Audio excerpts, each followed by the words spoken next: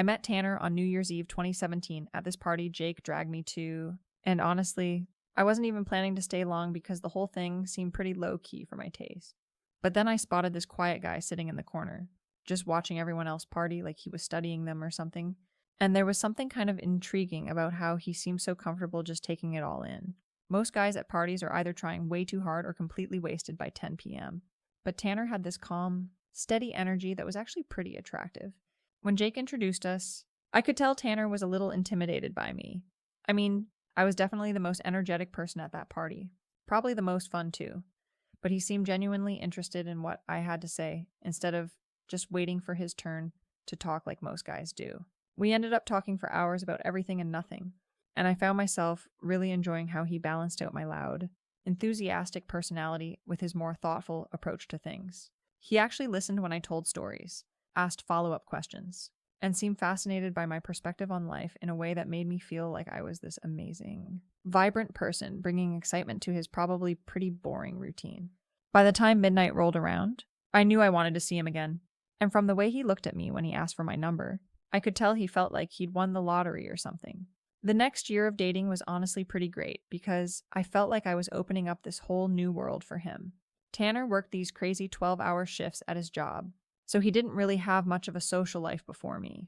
But I got him out hiking, convinced him to try new restaurants, and basically showed him how to actually enjoy life instead of just working and sleeping all the time. He seemed so grateful for everything I brought to the relationship, always telling me how much more interesting his life had become since we started dating. And I loved feeling like I was this positive force that had transformed his whole existence. When he proposed in early 2019, it felt like the natural progression of everything we'd built together. We had this small backyard wedding at my aunt's house in May with about 40 people. Nothing too fancy because neither of us was really into the whole big wedding production thing. And honestly, it was perfect for us. Tanner's mom kept telling me how happy I made him, how she'd never seen him smile so much. And my family loved how stable and dependable he was compared to some of the losers I'd dated before. Everyone kept saying we balanced each other out perfectly. His calm, steady nature grounding my more spontaneous energy. The first few years of marriage were exactly what I'd hoped they would be. We had our routine down, where Tanner would come home from his long shifts, and we'd have dinner together, maybe play some board games or plan weekend trips. And everything felt comfortable and secure in a way that made me feel like I'd made all the right choices. Sure, sometimes I wished he had a little more energy after work, but I understood that 12-hour days were exhausting, and at least he was providing for us and building his career. We complemented each other well. I brought the fun and excitement.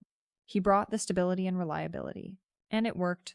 But then in late 2022, Tanner started having these abdominal pains that just wouldn't go away.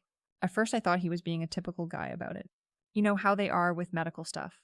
But when he finally went to the doctor, they diagnosed him with a hernia that needed surgical repair. The whole thing seemed pretty routine from what the doctors were saying. Just a minor procedure with a few weeks of recovery time. So I figured we'd get through it, and everything would go back to normal pretty quickly. I mean, people have hernia surgery all the time, right? It's not like it was some major life-threatening situation. The surgery itself went fine in March 2023, but then came the recovery period. And honestly, I had no idea it was going to be such a big production. Tanner was basically bedridden for weeks, couldn't lift anything, couldn't do any of the normal household stuff he usually handled, and suddenly I was responsible for everything: cooking, cleaning, running errands, plus trying to take care of him on top of my own job and responsibilities. Nobody really prepared me for how much work it would be, and I started feeling pretty overwhelmed by the whole situation. What made it worse was that Tanner seemed to expect me to just drop everything and cater to his every need, like I was supposed to be this perfect nurse or something. He'd call me from the bedroom asking for water, or food, or help getting to the bathroom. And I'm thinking, this is supposed to be temporary, right? But weeks were going by, and he was still acting like he couldn't do anything for himself. The snoring got so bad because of the pain medication that I had to move to the guest room just to get any sleep, which meant I was even more exhausted trying to handle everything during the day. I tried to be patient. I really did. But after about a month of this, I was starting to feel like I was losing my mind. Every time I'd suggest that maybe he could try doing a little more for himself, he'd give me this look like I was being unreasonable, and I'd end up feeling guilty for even bringing it up. But the eye-rolling just kind of started happening automatically whenever he'd make another request. Because honestly, some of the stuff he was asking for seemed like things he could manage himself if he just tried a little harder. By April, I was at my breaking point. I felt like I put my whole life on hold for this recovery that seemed to be dragging on forever. And Tanner didn't seem to appreciate how much I was sacrificing for him. He was still acting like he was this fragile patient who needed constant care, and I was exhausted from trying to be everything to everyone while getting no support myself. One afternoon when he called me away from work, I was trying to catch up on, to bring him lunch in bed. Something inside me just snapped. Tanner? If I had known you were going to break down this early, I never would have married you, I told him, and I could see the shock on his face. But honestly, it felt good to finally say what I was really thinking. I didn't sign up for this. We're not even 35 yet, and you're already falling apart like you're some old man. This isn't what I thought our marriage was going to look like. He just stared at me for a long time without saying anything, and I could tell I'd hurt his feelings. But someone needed to be honest about how unrealistic his expectations were. I wasn't trying to be cruel. I was just pointing out that this wasn't the partnership I'd agreed to when we got married. Marriage is supposed to be about two people supporting each other, not one person becoming a full-time caregiver, because the other person can't handle a simple medical procedure. Things were pretty tense between us for the rest of his recovery, but by July he was finally back to about 80% of his normal capacity. He was working again, doing most of his regular activities, and I thought we could finally start getting back to our normal routine.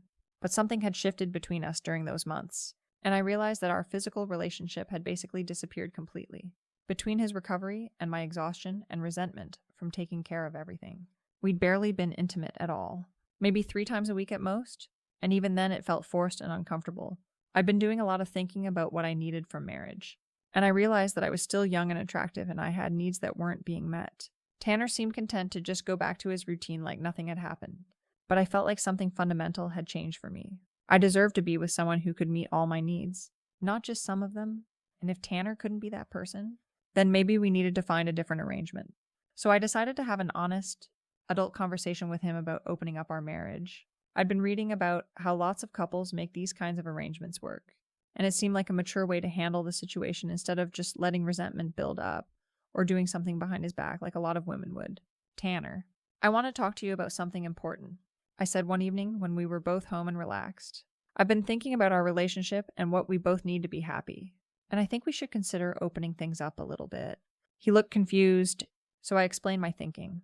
I want to have a boyfriend on the side just for intimacy, but we'd still be married and committed to each other in all the important ways. I still love you, but I have needs, and 3 days a week isn't enough for a woman like me.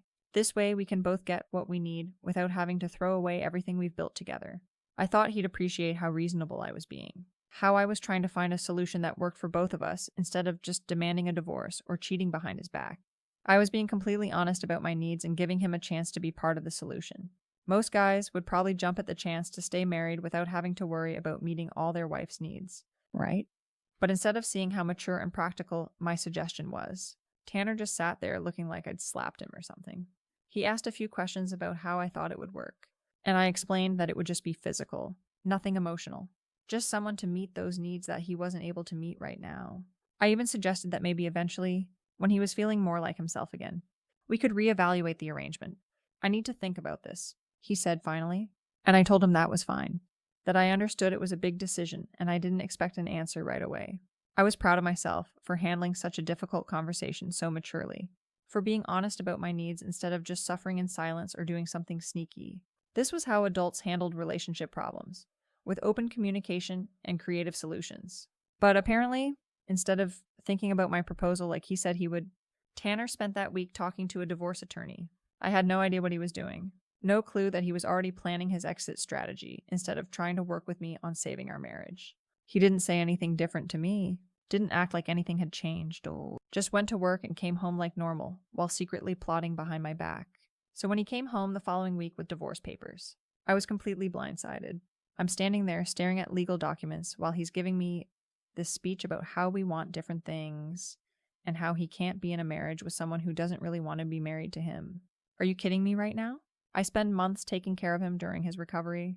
Then I try to have an honest conversation about how to make our marriage work better. And his response is to run to a lawyer like a coward. You're giving up that easy? I asked him because I genuinely couldn't believe what I was hearing. Instead of trying to work through this together, you run to a lawyer like some kind of victim. I was trying to save our marriage by being honest with you about what I need. And this is how you respond. But he just kept talking about how my request had shown him that I didn't really want to be married to him. that I wanted some other version of him that could meet my needs on command. All this dramatic nonsense that completely missed the point of what I was trying to accomplish. I wasn't asking for another husband. I was asking for a way to stay married to him while getting my needs met elsewhere. How is that not a reasonable compromise? The whole thing was so frustrating because he was acting like I was the villain here, when all I'd done was try to be honest and find a solution that worked for both of us. Most women in my situation would have just started cheating or demanded a divorce immediately, but I was trying to be mature about it, trying to find a way to make our marriage work, despite his limitations. And instead of appreciating that, he was treating me like I was some kind of monster for having needs and being honest about them. Over the next few months, while the divorce proceedings dragged on, I tried multiple times to get him to see reason. I called him, texted him, even went to his workplace once to try to have a face-to-face conversation about how ridiculous this whole thing was. But apparently his lawyer had told him not to talk to me. And when I showed up at his job, his boss actually had security escort me off the property, like I was some kind of criminal instead of a wife trying to save her marriage. The whole thing was completely insane. Everyone was treating me like I was this crazy person for refusing to just roll over and accept his overreaction to a perfectly reasonable request. They were all buying into his victim act, acting like I was the one being unreasonable when he was the one who chose to lawyer up instead of having an adult conversation about our problems. He'd weaponized his surgery recovery to make everyone think I was some kind of heartless wife, when the reality was that I'd sacrificed months of my life taking care of him, and this was how he repaid me. By November 2023, the divorce was finalized, and because we didn't have kids or major shared assets, it was pretty straightforward financially. The only real fight was over Milo, our golden retriever, and Tanner ended up letting me keep him, probably because his lawyer told him it wasn't worth the battle. At least I got something out of the whole mess. And Milo had always been more attached to me anyway, since I was the one who fed him and took him to the vet and everything. The months after the divorce were honestly pretty rough. I'd expected that being single again would feel liberating, like I'd finally be free to find someone who could actually meet my needs without all the drama and complications. But dating turned out to be way harder than I'd anticipated. The guys on dating apps were mostly just looking for hookups, and the ones who seemed like relationship material either lived too far away or had their own baggage that made them not worth the effort. I went on probably 15 or 20 first dates between December and March, and most of them were complete disasters. Guys who looked nothing like their photos. Guys who spent the whole time talking about their ex-wives. Guys who expected me to split the check after they'd picked some cheap restaurant for dinner. Where were all the quality men who knew how to treat a woman right? I started to think that maybe the problem was just that dating in your 30s was terrible, that all the good guys were already taken, and what was left was just the leftovers nobody else wanted. Meanwhile, I kept hearing through mutual friends that Tanner was doing just fine.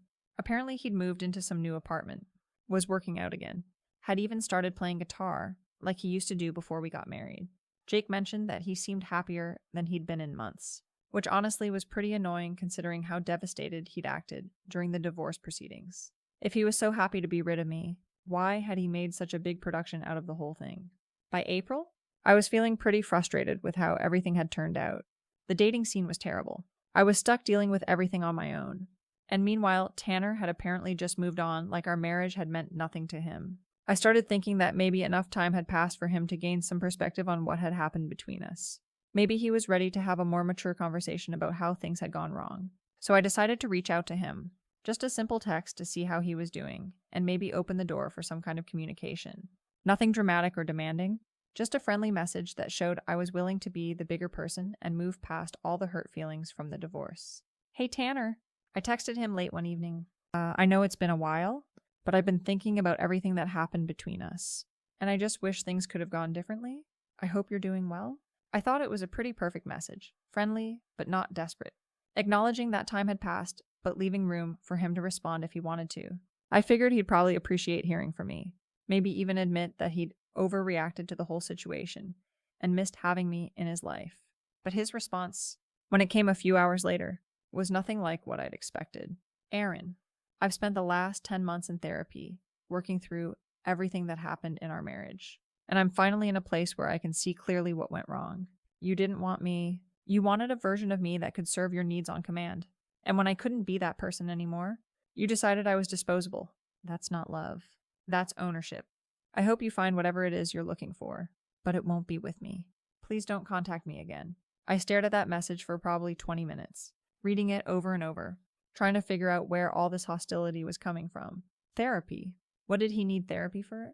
And what was all this dramatic language about ownership and being disposable? I've been trying to extend an olive branch, to be mature about everything that had happened between us. And he was throwing it back in my face with all this psychological nonsense. I tried to respond, tried to explain that I was just reaching out to be friendly, that I wasn't trying to start anything or cause problems. But apparently he'd already blocked my number, just like that. After everything we'd been through together, after the years we'd spent building a life together, he was cutting me off completely, like I was some stranger who meant nothing to him. The whole thing just proved what I'd suspected all along, that Tanner had never really understood what marriage was supposed to be about. Real marriage is about compromise, about finding ways to make things work even when it's difficult, about being honest with each other about your needs and limitations. But instead of appreciating that I'd been trying to find solutions to our problems, he'd chosen to see me as the villain in some story he'd made up about being victimized. Now here I am, over a year since his surgery, 10 months since our divorce was finalized, and I'm still trying to figure out how everything went so wrong. I wasn't asking for anything unreasonable, just honesty about what our marriage could and couldn't provide, and the freedom to get my needs met in a way that didn't hurt anyone. But apparently that was too much to ask from someone who preferred to play the victim rather than deal with reality. I keep thinking that maybe if I'd handled the conversation differently, or if I'd waited longer after his recovery to bring up my concerns, things might have turned out better. But the truth is, the problems in our marriage were bigger than just timing or approach. Tanner wanted a wife who would be satisfied with whatever scraps of attention and intimacy he felt like providing. And I needed more than that. I needed a partner who could meet my needs without making me feel guilty for having them. Maybe someday he'll realize that I was actually trying to save our marriage, that I was being more honest and mature than most women would have been in that situation. But probably not. He seems pretty committed to his version of events where I'm the bad guy and he's the innocent victim who got blindsided by his selfish wife. It's easier for him to believe that story than to acknowledge that maybe he wasn't meeting my needs, that maybe his recovery had changed things between us in ways that couldn't just be ignored. The dating situation hasn't gotten much better either. I'm starting to think that maybe the problem isn't just the apps or the quality of men available, but something deeper about what people expect from relationships these days. Everyone wants everything to be easy, wants to find someone who's perfect for them, without having to do any work or make any compromises. Nobody wants to have honest conversations about what they need or find creative solutions when things get complicated. But I'm not giving up. I know what I have to offer, and I know what I need from a relationship. Somewhere out there is someone who will appreciate my honesty, my willingness to communicate about difficult topics, my commitment to finding ways to make things work, even when it's challenging. Someone who won't run to a lawyer the minute I try to have an adult conversation about our relationship. Tanner can keep his therapy and his guitar and his new apartment, where he doesn't have to worry about anyone else's needs but his own. He can tell himself whatever story he wants about how I was the problem, how he's better off without me, how our marriage failed because I was selfish and unreasonable. But deep down, I think he knows the truth, that I was trying to make things work, that I was willing to fight for us when he'd already given up, that I was the one who had the courage to be honest about what wasn't working, instead of just pretending everything was fine. And maybe that's enough. Maybe knowing that I tried, that I was honest, that I fought for what we had, even when he wouldn't fight with me, is all I can really ask for. The rest is his choice. And apparently he's chosen to see me as the villain in his story, rather than the woman who loved him enough to tell him the truth about what our marriage needed to survive.